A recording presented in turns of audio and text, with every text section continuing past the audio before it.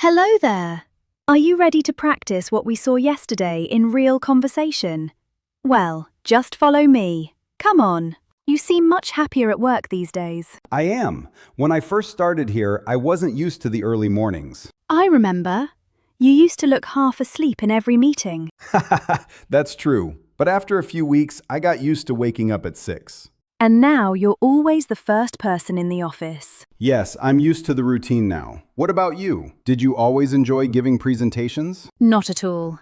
I used to be terrified of speaking in front of people. Really? You're so confident now. Thanks.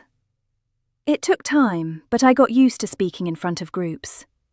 Now I'm used to it, and I actually enjoy it. I guess practice really makes a difference. Absolutely. At first, it's difficult, but you'll get used to almost anything if you keep doing it. Well, see you later, as I have another meeting right now. Well, how did that go? Maybe try viewing the video a couple of times to master these verbs. Also, you may leave a comment if you wish to, or make a request for another grammar point you would like me to explain, or put in a real conversation. Also, don't forget, yesterday I asked you where I was. View the next image to find out.